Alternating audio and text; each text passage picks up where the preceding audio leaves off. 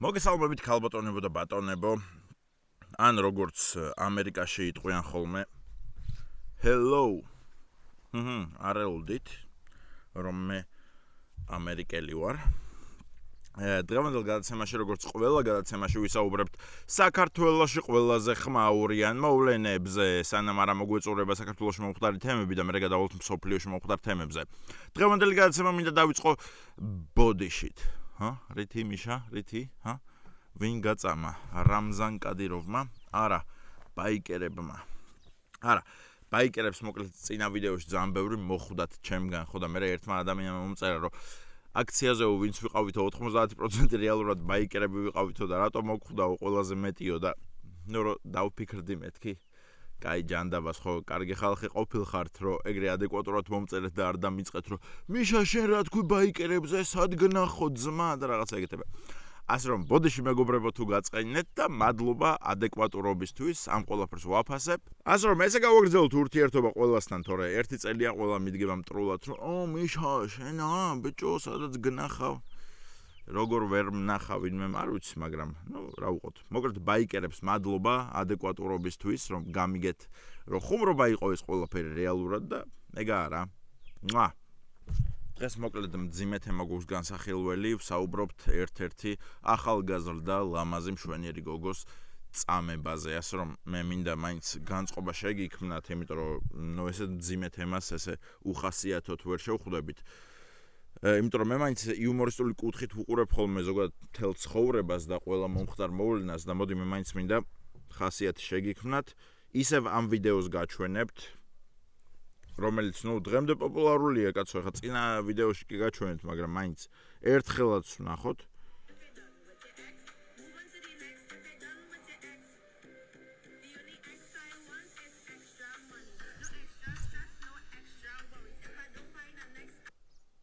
დიდი მადლობა ამ ვიდეოს განწყობის შექმნისთვის. ეხლა კი გადავიდეთ მთავარ თემაზე. მოკლედ მარია კოვალიჩუკ. არ ვიცი უკრაინელია თუ რუსი. მაგრამ მოკლედ ამ გოგოს რა დაემართა მარტის თვეში ამ წლის ადამიანი იპოვეს, რა ვიცი, ხერხემალ გადამტრეული, სახეში ნაცემი, ნარტყამი, ყველაფერი დამართეს გოგოს და იპოვეს სადღაც პარკინგზე თუ მოკლედ რაღაც ნანგრევებთან რა. ხო და როგორც იქნა 2 დღის წინ გამოვიდა ამ გოგოს სრული ინტერვიუ, გამოკითხა ერთმა ადამიანმა, რომ რა მოხდაო, როგორ აღმოჩნდა ესეთ სიტუაციაშიო რა და პირველ რიგში, სანამ დავიწყებთ ამ თემის განხილვას, მე მინდა ვთქვა, რომ ეს გოგო არაფერ შუაშია. არა, ამის თქმა არ მინდა. მე მინდა იმის თქმა, რომ ამ გოგოს არაფერს ვაბრალებ. ამ გოგოს არაფერს ვაბრალებ. ხო, ეს სწორი სიტყვებია, რადგან ამისი ბრალი. როგორ ვთქვა? ვერ მივხვდი. მოკლედ ვეწინააღმდეგები ძალადობას. აი ესე ვიტყვი. ძალადობას ვეწინააღმდეგები, მაგრამ რა თქმა უნდა ამ გოგოს ბრალიცაა ეს რაც მოხდა. რატომ? რა მიშა ამ გოგოს როგორ აბრალებ რამეს. ამ გოგოს ვაბრალებ მე ამიტომას. მოკლედ რა მოხდა ეხა და რაც გავარკვი ამ საათნახევრიანი ინტერვიუდან, რომელსაც ვუყურე აი 1-3 და მე სამჯერ სრული ყურების შემდეგ აი ვახვევდი და კიდევ ვუყურებდი, რომ მეთქი რამე ხო არ გამომრჩა, სტოპ, მართლა ამებს იძახის, რაც იძახის და რაც ჩამიჯდა გონებაში.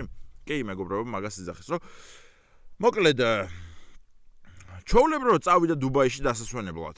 ეს გოგო, რომელიც არის OnlyFans-ის მოდელი. OnlyFans-ის მოდელი.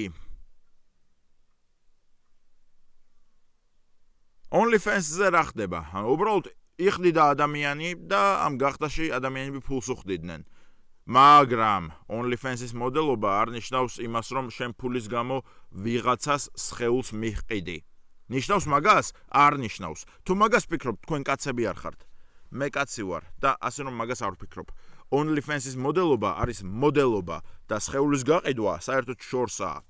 ან OnlyFans-ზე მაგალითად გიხდიან თვეში 1000, 2000, $10,000 ვიღაც ტიპი მოდის, რომ გეუბნება, რომ 500,000 მოგცემ 1 საათით, უბრალოდ ჩემი გახდი. შენეუბნები, არა, მე ვარ OnlyFans-ის მოდელი და მე არ ვყიდი სხეულს. ანუ აი ამ ორ პროფესიას შორის ძალიან დიდი ხიდია მოკლედ, რომელიც ჩამტრეულია და რომელზეც არ გადადიან ესა და კაი გადაობა რა თქმა უნდა. ძალიან საყვარელი ლამაზი გოგოა, მაგრამ ყველაზე დიდი პრობლემა არის მეამიტობაში, რომ როდესაც რა მოხდა მოკლედ, დუბაიში იყო, ტაილანდში მიდიოდა, ჩაეძინა, ბილეთი გამაზა, ანუ ფრენა გამაზა და სასტუმროდან გამოვიდა, იმიტომ რომ ჩეკაუთი ქონდა, უნდა წასულიყო ტაილანდში და უბრალოდ რო გამაზა ბილეთი, სასტუმროდან გამოვიდა და დგას უბრალოდ ჩანთებით.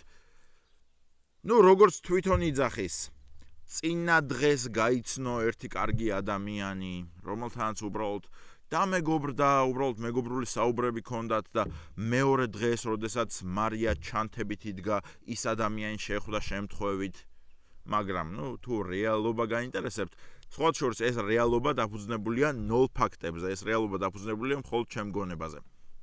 მოკლედ რა მოხდა რეალურად, ჩემი გონებით. წინა დღეს ვიღაც ტიპს დაეჩალიჩა, რომ არ გინდა, ცოტა ფული მომცე და მე ცოტა მოგცე. მოკლედ გაიცნო ეგ ტიპი. მეორე დღეს ჩამოვიდა და კიდე დაელოდა მაგ ტიპს, რომ როცა ის ტიპი ჩამოვიდა, არ გინდა, კიდე მოგცე. ხო და იმ ტიპმა უთხრა, რომ კიო, წამოდიო, კიდე მომეციო, უბრალოდ ეხაო, მეგობრებთან ერთად ვიქნებიო. და ესე აღმოჩნდნენ სასტუმროს ნომერში 2 ბიჭი და 3 გოგო. ამ ბიჭებისგან სხვათა შორის ერთ-ერთი შეპირდა, რომ ის ტაილანდის ბილეთიო დაიკიდეო, ხვალო, ჩემი პერსონალური თვითმფრინავით გაგაფრენ ტაილანდშიო, მე თვითონო. ჩემი დედა მარიამ, ჩვენმა საყვარელმა ლამაზმა გოგომ, რა თქმა უნდა, ვაიმე, კარგი, დღეს უბრალოდ გავერთობით, ნარდს ვითამაშებთ და ხვალ გავფრინდებით ტაილანდში, შენი პერსონალური თვითმფრინავით? იმან კიო, მარიაო, ხო, ზუსტად მაგას გეუბნებიო. და მარიამაც, კარგი, მადლობა.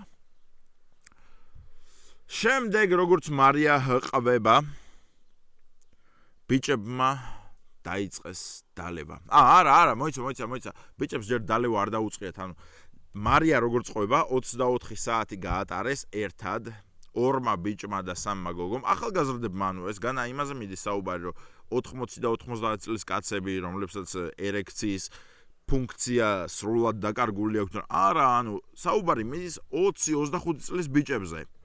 და გვერდზე ყავთ 3 ტოპ მოდელი გოგო, ნომერში. არც ერთს არ უფიქრია სექსზე. 24 საათი გაატარეს, ისე რომ არც ერთ ამ 5 ადამიანიდან 1 წვეთი ალკოჰოლი არ მიუღია, 1 გრამი ნარკოტიკი არ მიუღიათ და არც ერთს არ გასჩენია სექსუალური კავშირის დამყარების სურვილი. ამას ყვება ჩვენი მარია. არ ვიცი ეგეთი რა ბიჭები არიან, მაგრამ ვამაყობ მაგ კაცებით, რომ 24 საათის მანძილზე რა შვებოდნენ, ნარდს თამაშობდნენ თუ ტაროს შლიდნენ, რომ აბა მოდი ეხა რაზე გავშალოთ. მწვანე ფერი გიყვარს, გავშალოთ, აბა ტაროს კარტმა თქვა კიო, კარგი, ეხა 16 საათი გავიდა, ეხა რაზე გავშალოთ ტაროს კარტ. მოდი ეხა ჯოკერი ვითამაშოთ.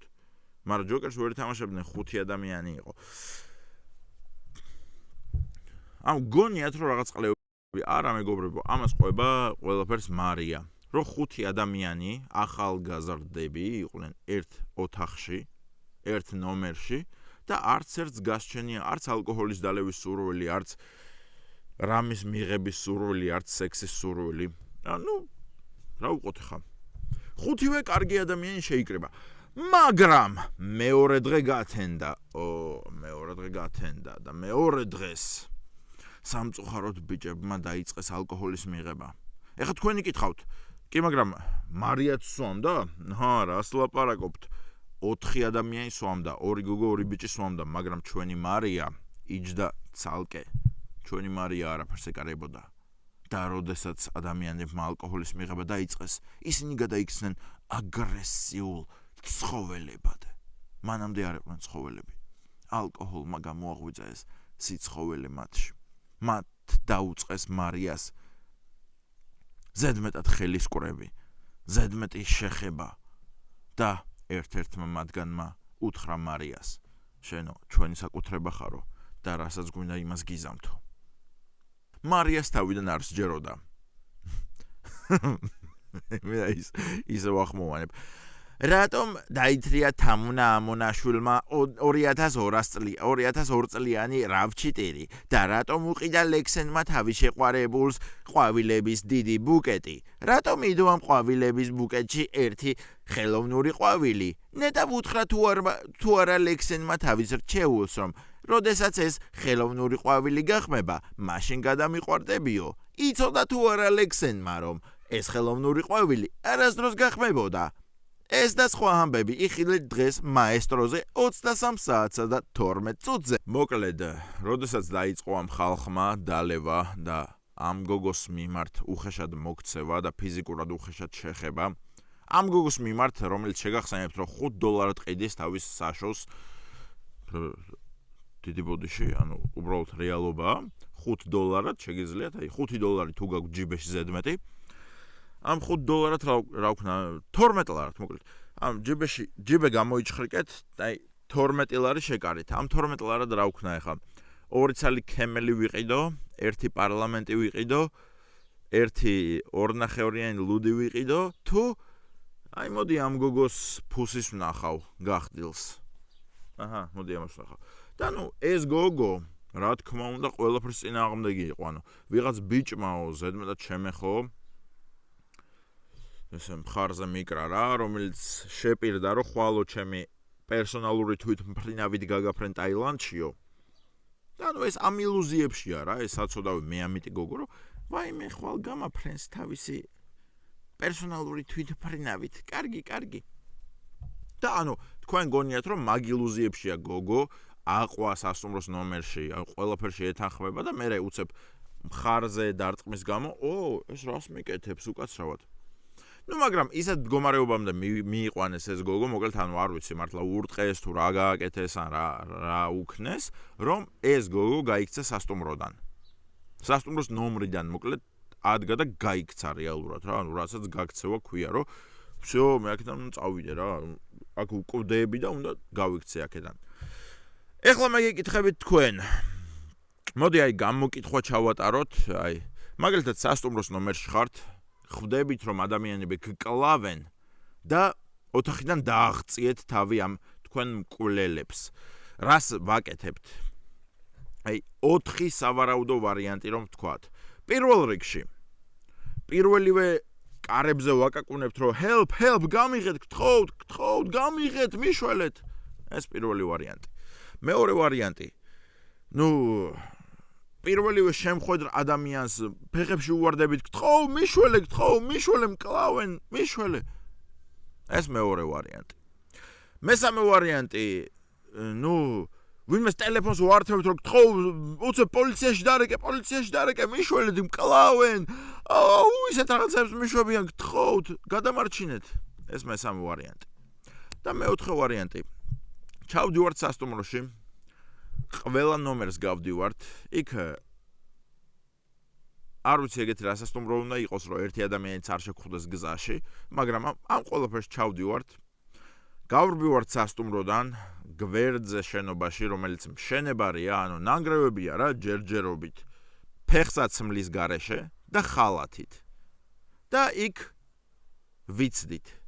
არავის ვურეკავთ, არ ვყვირით, პოლიციას არ ვუძახებთ, ვინმეს არ ვეძახით, არ ვკივით, არ ვწივით. მშვიდად შევრბივართ ნანგრევებში და იქ ვაბირჟავებთ. აი ეს 4 ვარიანტი გვაქვს მეგობრებო, ანუ დაფიქრდით თქვენ თაბა, რომელს ამოერჩევდით. რომელს აირჩევდით მეგობრებო ამ 4 ვარიანტიდან, იმიტომ რომ ჩვენმა ულამაზესმა და უსაყვარლესმა მარიამ აირჩია მეოთხე ვარიანტი. ანუ ხალათით ფეხში შველი, ჩაირბინა მთელი სასტუმრო, არავისთვის სიტყვა არ უთქვამს. არც მიმღებში, არც სტუმრებისთვის, არც პოლიციისთვის, არავისთვის აბსოლუტურად. ჩაირბინა მთელი სასტუმრო, გავიდა სასტუმროდან, წავიდა გვერდზე მშენებარე ნანგრევებში და იქ დაჯდა. შემდეგ გაყვნენ ეს ტიპები.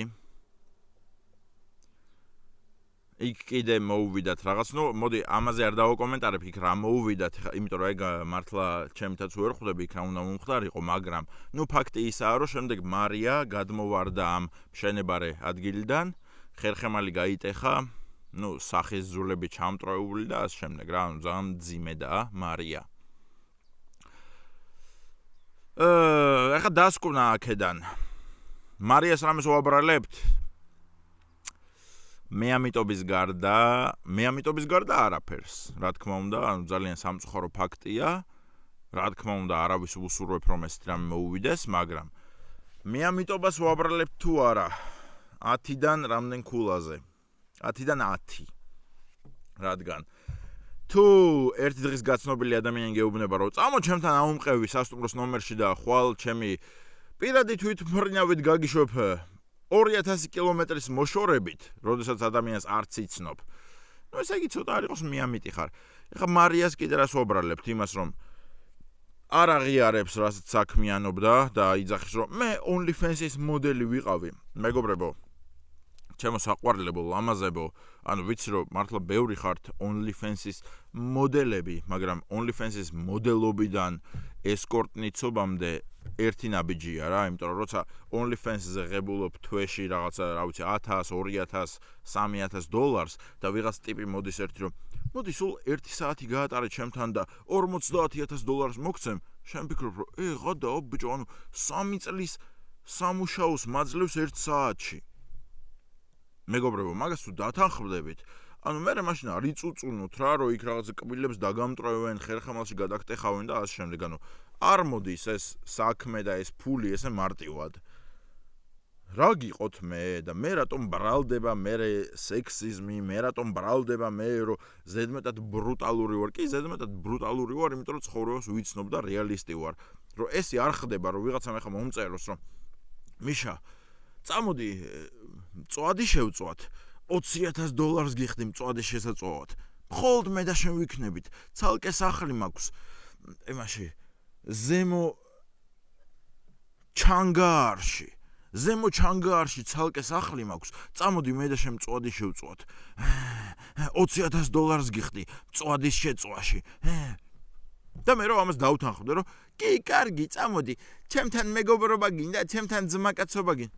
ცოტა ხომ უნდა დაუფიქრდეთ, რომ რაღაც სხვას გვთავაზობენ, რავი, რატო ვაკეთებთ ამ ყველაფერს, მაგრამ თუ ვაკეთებთ, მე მაშინ პრეტენზიები არ უნდა გქონდეს, იმიტომ რომ ზრდასრული ხალხი ვართ. ეხლა რო ვიყოთ 17 და 16 წლისები, კი ბატონო,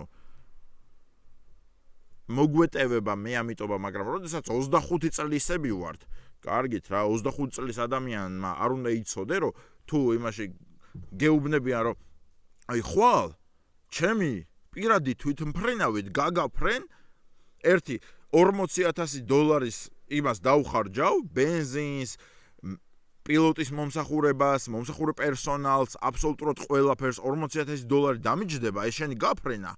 და აი, სამაგიეროდ არაფერს გთხოვ. მადლობა დიდი, რა კეთილი ხარ. ჯანმრთელები ვართ ხალხო. ეხლა მე მინდა ვისაუბრო გუშინ მომწერა ერთმა ახლობელმა, რომ ესაო, მიშაო, შენო ვიციო, შენ YouTube არხს რა უნდა უქნაო? მეთქი, მოდი იდი აქედან. ხო და მე არაო, აი ეს და ეს უნდა უქნაო. მეთქი, მოდი იდი აქედან. მეთქი, რამე YouTube არხი გქონია, რაღაცა ესეთ საქმეში ყოფილხარ. არა, ეგეთ საქმეში არ ყოფილ ვარ, მაგრამ მაინც შენზე უკეთესად ვიცი ყველაფერი. მეთქი, მოდი იცი რა უქნათ, აი 50-დან 100 ლარამდე ფული ჩამირიცხე და მე აი წავიკითხავ რა, მე მეთქი გამეხსნება ჩატი. და ტიპმა მართლა მხია 100 ლარი, ასე რომ მიწევს ახლა ამ ყველაფრის წაკითხვა, მეგობრებო. კახა, დიდი მადლობა 100 ლარისთვის, ვაფასებ. დავსკრინავ ამას და გაჩვენებთ. შენ YouTube გვერდზე ცალკე გადაცემა კვირაში ერთხელ სახელად მძიმე ზარი. კვირის განმავლობაში ხალხი აკეთებს დონაციას და პახოვდუქ წერს ტექსტს, ადრესატის ნომერს და სახელს, ვისაც უნდა დაურეკო. და შენ რეკავ იმათ პონტში ანონიმურად და უკითხავ ამ ტექსტს. და ეს ყველაფერი ლაუდსპიკერზე და აკინძული ერთ ვიდეოდ. სიმართლე რომ გითხრათ, ვერც მივხვდი, ადამიანი მიდონატებს, წერს, რომ ამ ადამიანს დაურეკეო და უთხარი ეს ტექსტიო იმისგანო, ხო?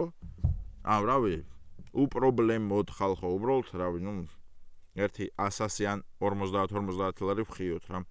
კახას დიდი მადლობა და მე ვუთხარი რომ მეთქი, კაი მადლობა ამ ჩარიცხვის და მეთქი მომწერე რა პირველი გადაცემა რაზე გავაკეთო. არაო, მერეო შენ თქვენიო. ჩემით რა ვქნა მეთქი, ჩემით არ ვაპირებ მაგ ყველაფერს. მოკლედ, არ ვიცი, რატო ჩამერიცხა ეს 100 ლარი, მაგრამ იცოდეთ რომ ვაფასებ, იცოდეთ რომ ყოველ ჩარიცხვას წავიკითხავ ხმამაღლა. დიდი მადლობა.